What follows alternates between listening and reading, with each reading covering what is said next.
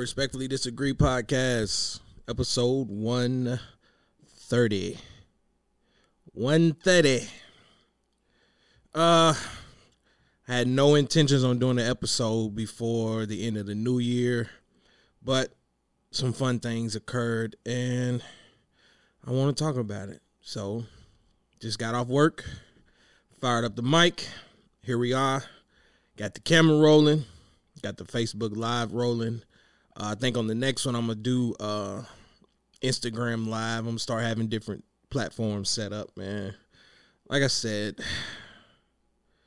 trying to grow the damn podcast. Try not to cut, so I apologize. Trying to grow the podcast, different platforms, different things. Tired of begging like Keith Sweat, man. Tired of begging. But anywho, today's topic is, has the international talent caught up with American talent as it pertains to basketball? And this week, Luka dropped a historic stat line, 60, 21, and 10. And seen a lot of TV personalities kind of downplay it, and I get it. That's their job. That's their job, to give people something to debate about or compare it to what other people has done.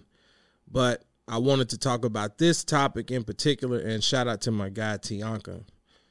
This actually came from a post that he made on Facebook. So I don't want to steal his topic or take the credit for it. That's all his doing. We were going back and forth on his Facebook page, and there was a lot of interesting answers on there. And of course, I had to chime in because, like I said, man, basketball is my true passion, and I love it. And like I said, it was an interesting take, and I want to touch on that illusion that all of a sudden international players have supposedly caught up to American talent. And it's like, right out the gate, I disagree. I respectfully disagree. I don't necessarily feel like they've caught up. I feel like the talent from the American aspect is at its peak. Like, if you look at all levels of basketball, elementary, middle school, high school, college, even some of these athletes in the pros, it's like the talent is there, but the knowledge is not.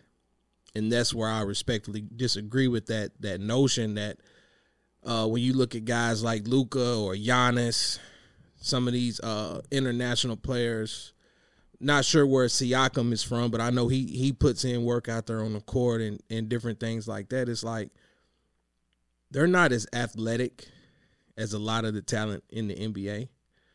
I mean, if you really want to be honest, man, Giannis, he's long, physical, strong, but in terms of like a skill set, he's just running up and down the court and nobody can get in front of him. Like, that ain't no talent level, so to speak. Like, no disrespect to him, but the knowledge of the game. And I've spoken about this on several episodes. Actually, it was my very first episode of this podcast, like episode number 1. Hell, we on episode 130. So if you ever get bored, y'all go back, check out some of those older episodes. That's back when the podcast was streaming only. So it wasn't a video or YouTube or anything like that. It was just strictly streaming. But that was one of the very first episodes that we done, and we was talking about how AAU has ruined basketball. So fast forward, it's like now, you know what I'm saying, here we are again. And like I said, we don't teach the game anymore. And I wanted to do this podcast because we had an interesting week in terms of our basketball team. And we got invited to a Christmas jamboree or whatever. And we was like, you know, what better opportunity to get some more games in, let them play. Because normally our season is like 6 weeks. They play like 6 games in a tournament. And then by the time we get into that that hunger of it and everybody's excited about playing. It's like, boom, the season is over. And some schools, they do more than one league. Whereas for us, we've always only done that one. So like I said, it's like you do all that practicing, play 6 games, and then boom, it's over. So, you know, we was like, you know, let's play. Let's get them some extra games. And our kids, you know, shout out to them. They put in the work. We went in and took care of business. They went 4-0 in the Jamboree. So like I said, man, shout out to the team. Amazing group of kids. I've talked about them several times on this podcast as well. Like I said, man, it's a very special group. And hopefully we're able to take care of business at the end. And like I said, I want that trophy. But there was a lot of basketball played this week.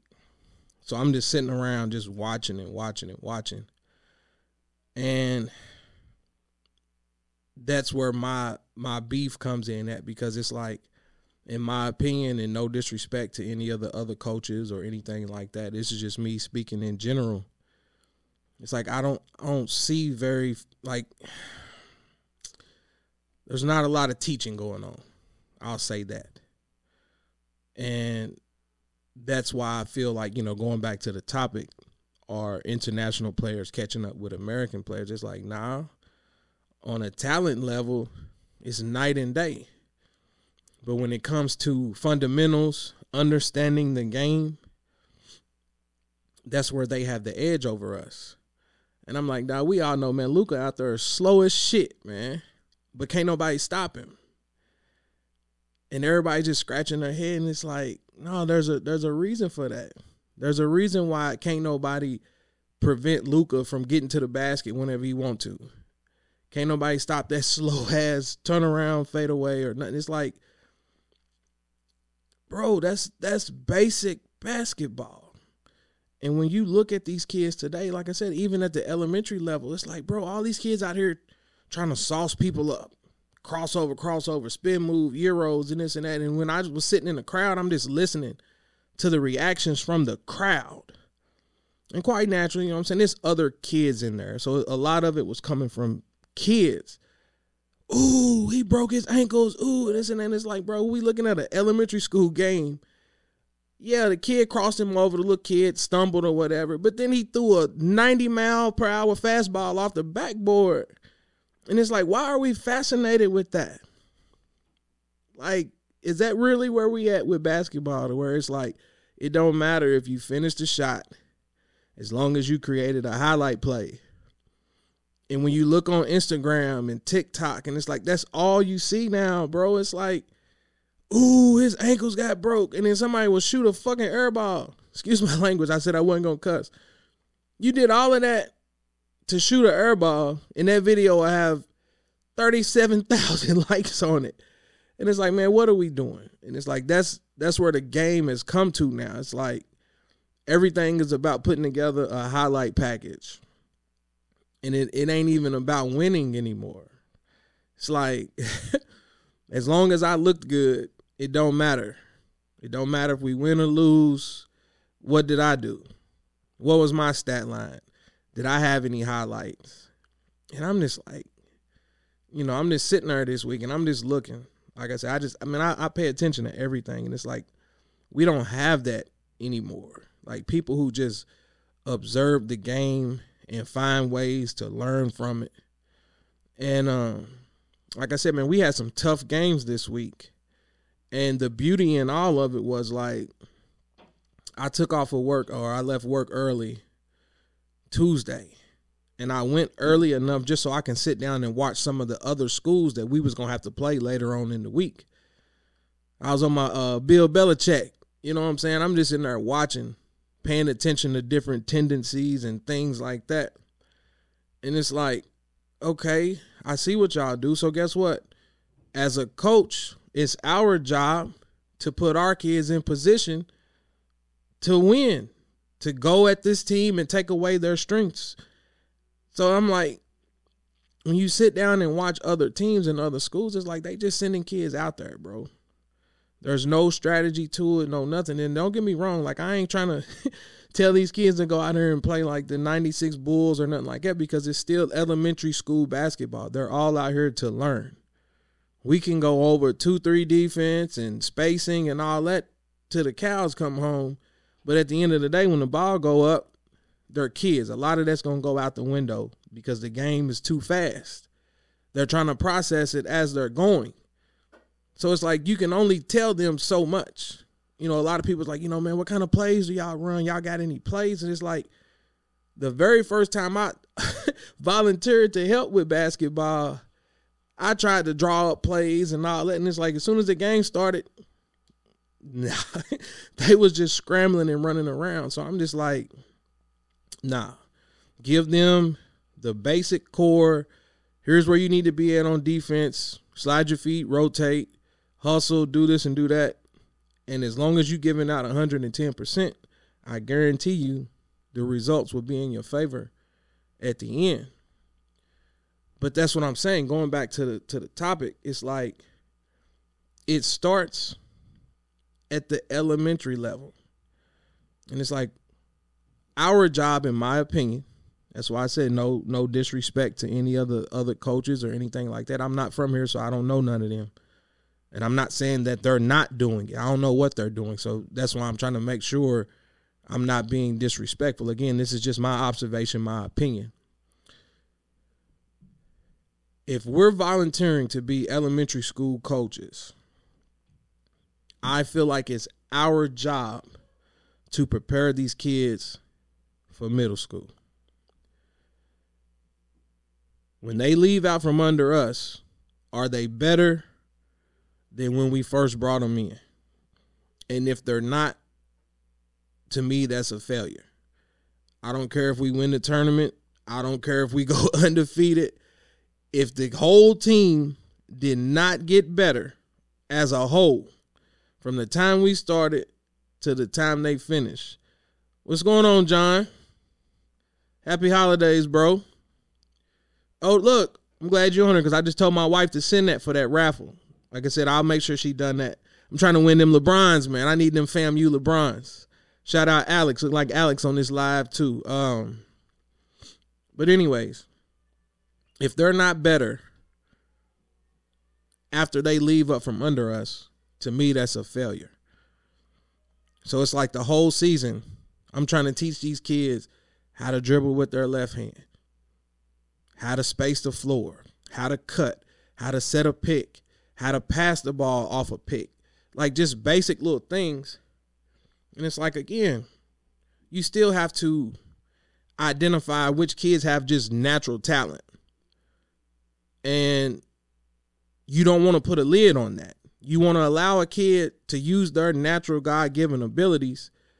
But again, in my opinion, if we're able to instill fundamentals on top of that, it's like these kids would be unstoppable at that age level.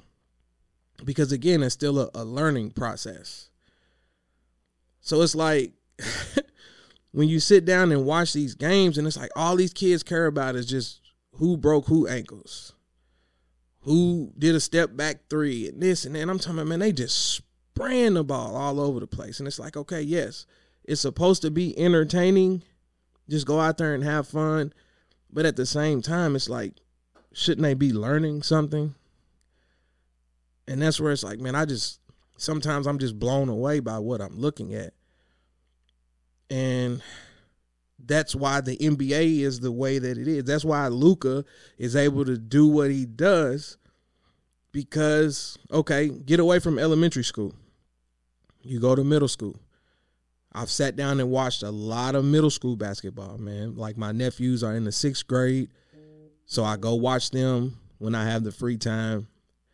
And it's like, okay, it's a lot of these kids that can't dribble, can't go left, don't understand proper floor spacing and things like that. And it's like, okay, man, the next step is high school. So y'all just out here running around. And I'm like, who at the elementary level didn't prepare these kids for middle school?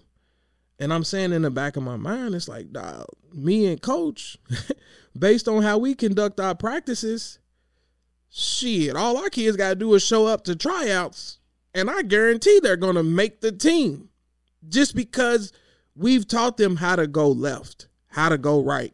We're trying to teach them how to handle pressure. In our league, they can only full court press the last 2 minutes of the second quarter and the fourth quarter. But it's like, even with that, it's like, you can't teach them how to fully press. Like, at that point, it's just full scramble mode. They don't have the discipline. They just chase after the ball. So it's like, to me, even with that, it's like, unless you're behind and you're trying to get back into a game, it's almost pointless. But in middle school, you can press the whole game if you want to. So it's like, how are you preparing these kids to handle that type of pressure? Like, you can't just throw them in the fire. Like, you have to somewhat get them prepared for that. And what I'm starting to notice as it relates to just basketball here in the city, and I've said this before, it's like, if you're not working with your kid on your own, depending on what school they go to or who you got them under, it ain't no guarantee that that coach is teaching them anything. Because I feel like it's all about winning for all the wrong reasons. And it's like, everybody just wants to have something to talk about when they go to the barbershop or when they see each other out on the street. Oh, yeah, man, my son did this to your team, and my son did that to your team, or my daughter did this. And it's like, but y'all ain't teaching them nothing. It's like, from the first person to the last person on the bench should be learning. But it's like, if you just going to keep your core people out there at all times just to say that you won, to me, man, that's crazy. That's crazy, man. But it's like, I don't know, man. I'm looking at it now from a different lens, and after this, I'll get back to the Luka thing before I jump off here. But it's like, I'll use my son as an example. I've always told myself that I'm not going to make my kids play unless they want to. And my son is in the 3rd grade. He's 8 years old. So, like any normal child, I gave him a basketball. He knows how to dribble. He tries different little moves or whatever, but I'm not in the driveway. Do a Euro, do a crossover, do a spin move, do this and do that. I'm just trying to get him to naturally fall in love with the game. So he tried out for the team. He made it. And for me, I have zero expectations because he's in the 3rd grade. At this level, it's 3rd, 4th, and 5th graders. So I know he should be the last man off the bench unless he's just that incredibly good. And I know that my son has to learn. No matter how hard I go on everybody else's kids, I don't do that to my own. And that's where I'm starting to kind of question my own self, because it's making me mad. Because it's like, okay, I'm looking at other people's kids and I'm looking at what's going on out here, and I'm like, well, shit, my son can go out there and do that too. You know what I'm saying? But it's just like, all right, I don't want to force it. I don't want to push him. But it's like, okay, they lost last night, and I saw how he looked walking off that court. So he was kind of, down on himself or whatever. And that's why I told him, I was like, all right, you tired of losing? What are you going to do about it? And sure enough, I heard him earlier today. He was outside shooting, getting shots up. But his issue is speed. He's got to work on quickness, agilities. So that's something that it's like, you know what? Like, nah, I can't wait for somebody else to try to instill that in him. I'm going to have to do that myself. Otherwise, he's going to always be behind. And that's the part that I don't necessarily agree with either. I disagree. Because like I said earlier, like I feel like as a coach, I'm not saying that you're supposed to take the last person on the bench and catch them up to speed with your number one player.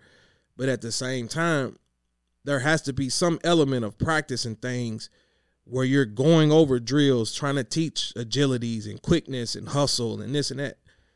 And it's like, I don't know. when I sit back and watch some of these other schools, and it's like the core principles to me are not there.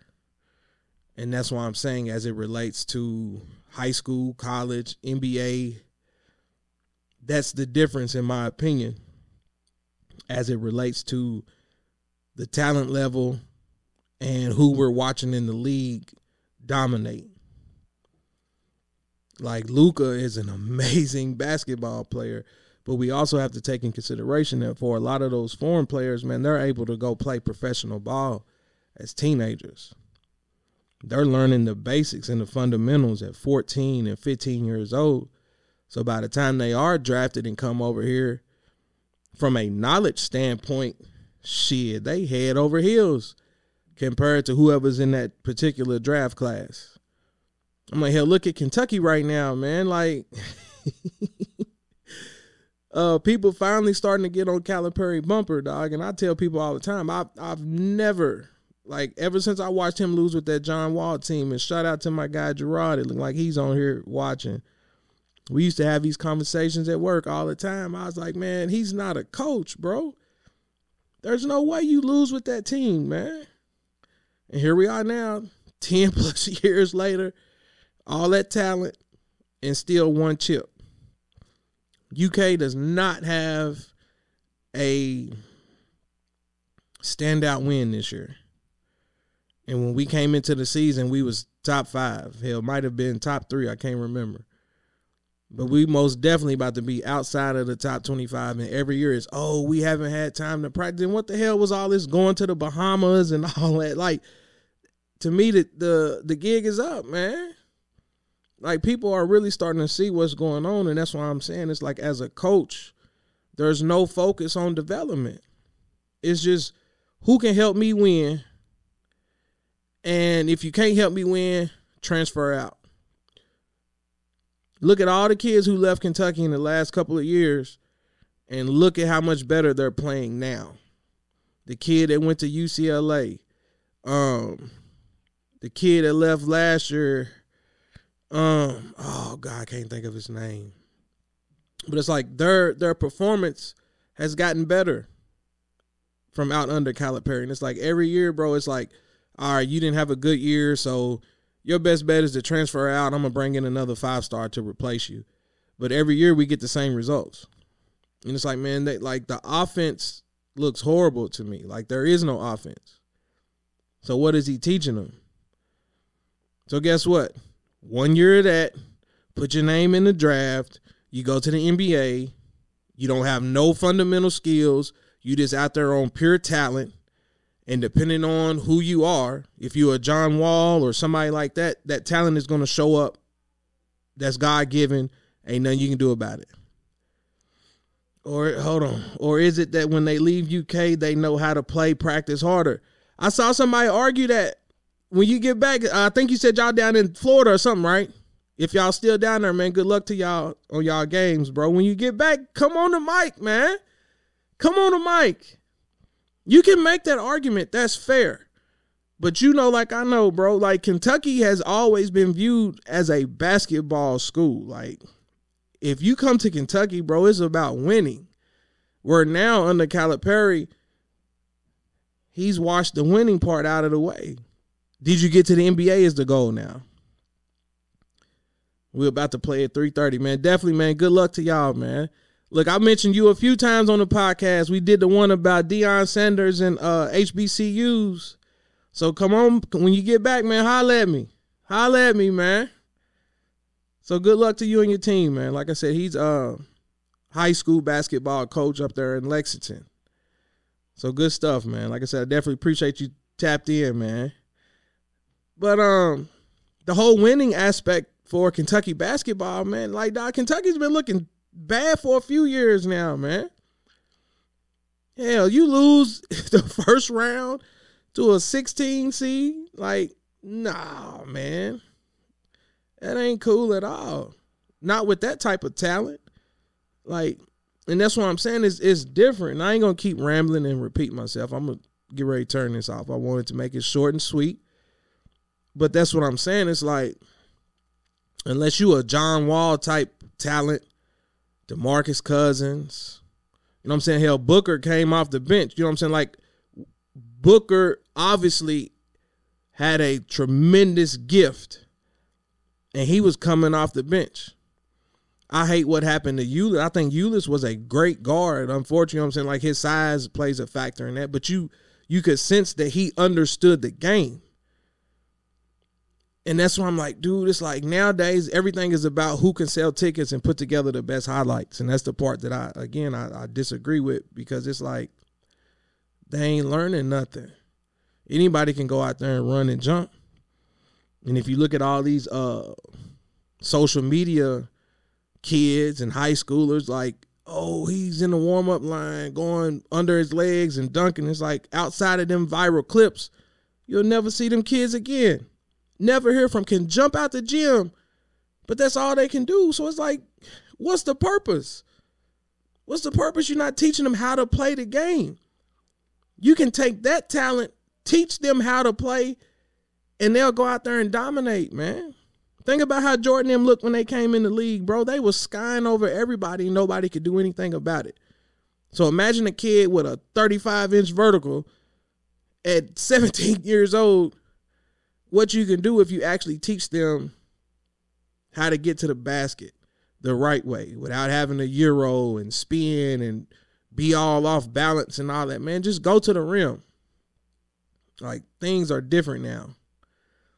Like I said, maybe it's where I'm showing my age and I'm just old school, because it's just like, bro, I hate it. But that's what I'm saying. Like, if you really think about it, I've talked about elementary school, talked about middle school, high school, UK and college, and then you go to the pros and you get a watered down product. Like, I think I'll use Ty. No disrespect to him. I felt like he should have came back. He could have brought a experience back to this team, scoring.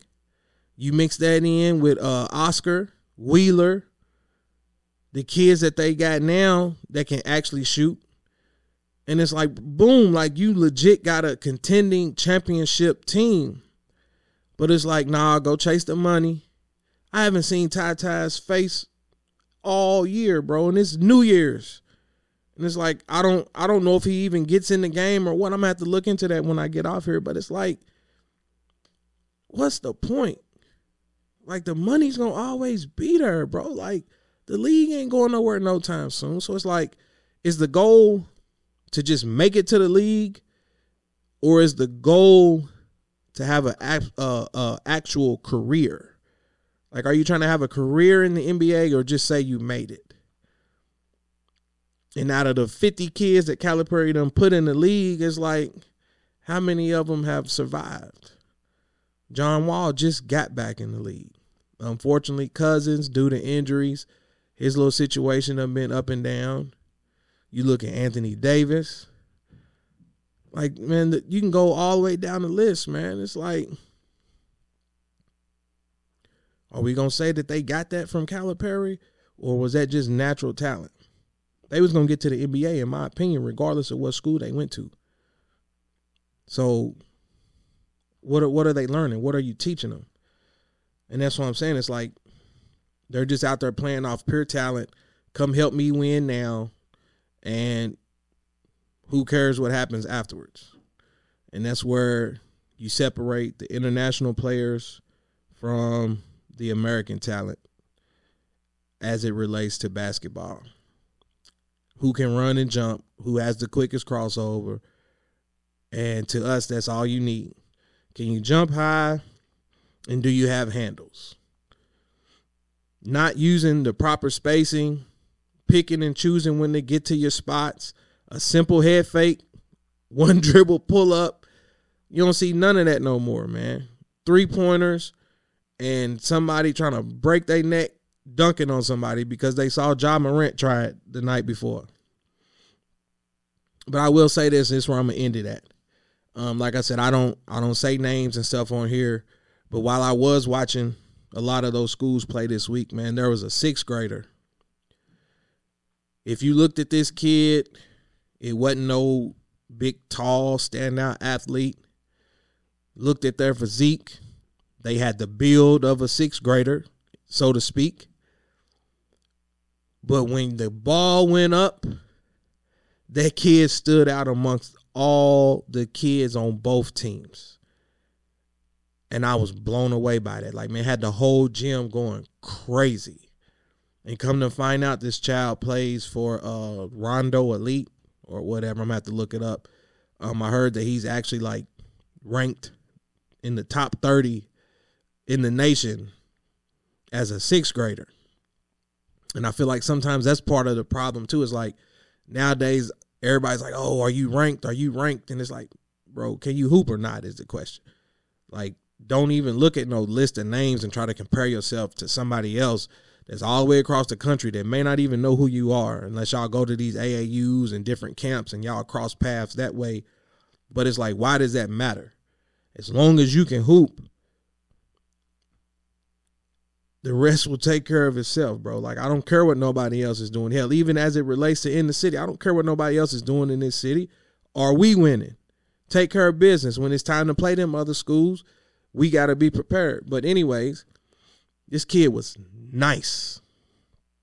And a lot of things that I noticed was like, for that age level, 9 times out of 10, most people don't understand how to play with different tempos, controlling the pace. And this kid didn't let anybody speed him up, didn't let anybody slow him down. He was able to pick his spots. He was anticipating passing lanes. I'm watching this kid like they're trapping. The other coaches like telling them to force the ball out of his hands. And he was able to pat that ball and put it wherever he had that ball on a string and was just making them other schools look silly. And he was just picking his spots. Top of the key, 3. Corner, 3. Floater. Dribble between 2 people, spin, layup in the 6th grade. And it's like, to me, that's the perfect example of you don't have to be the tallest.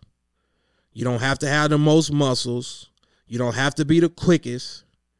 Just understand the game and learn how to pick your spots, when to attack, when to move the ball. After you move the ball, keep cutting because the ball will come back to you. That's what I'm trying to get our kids to understand. And like I said, man, they're 4th and 5th graders. Like, it'll come in due time. But it's like, get rid of it early, keep moving, because the defense is going to relax after that. Once they see you get rid of the ball, there's going to be that split second where they just kind of hesitate, like, oh, my job is done. Well, guess what? If you keep moving, the ball will come back to you, and now you got a straight path to the rim. But it's like, this 6th grader knew that. Get rid of it, keep moving, boom, layup. So it makes sense for him to be ranked number 30 or whatever he is in the country, because obviously you can tell that they're putting in the work. And it's like, I honestly wish like more kids would sit down and watch basketball. I tell my son that all the time, like, man, watch it. You can learn by watching. Like, screw all these YouTube videos and Instagrams. And it's like, don't watch that because you're not learning nothing. Somebody took the best clips from a 30-minute game, 40-minute game, and consolidated it into a 5-minute clip. So you didn't see how many times they tried a Euro and the referee called a travel, or how many times they tried to cross over and the ball went off their foot. Like, you're not going to get that. You're only going to get the best clips from that entire game. Don't watch that. Actually watch a game of basketball. But it's like, man, it don't matter. So that's why people like Luka will come over here and torch everybody for 60. A 60-point triple-double, bro. That's crazy. But anyways, man, like, get ready to get out of here. Appreciate y'all tuning in to the podcast, man. I know I said it on the last one, but Happy New Year's to everybody, man. Y'all make sure y'all be safe. If you got any goals out there for the new year, definitely try everything that you can to achieve them. Don't let nothing hold you back. My goal for this year, man, I I want to try to hit 250 YouTube subscribers. I feel like that's a reasonable number. And I'm going to try to do whatever I can to try to get to that. That's why I said I got a couple ideas in mind on how to grow the audience. And shout out to the people that's been rocking with the podcast from day one. Like I said, we didn't have the YouTube page until episode 100. So there's 99 episodes that's out there for streaming on streaming services, Spotify, Apple Podcasts, Google Podcasts, all of that. Man, y'all go back and check that out. Hit the like, subscribe, share button. Give me some feedback. Actually got a episode in the making. Looks like Alex is on here still, I think. He sent it to me from TikTok. But we're going to do a top 75 NBA player draft. I'm trying to get a couple of people on here, and we're going to draft our starting five using the top 75 NBA players and see who comes up with the best lineup. So I'm going to try to get back into sports and things like that with the podcast instead of getting on here preaching, sounding like Reverend Do-Wrong. So anyways, man, y'all have a happy new year, man. Y'all stay blessed. Hit the like, share, subscribe button. Till we meet again, man. We out. Ass toasted, no competition. Amnesia coasting. I feel so high, I feel so live. My body's intertwined. Amnesia coasting. I feel so live, and I know why. That I can't deny. Amnesia coasting. Giddy fine wine, fools, malt liquor. Wish me I'm high class.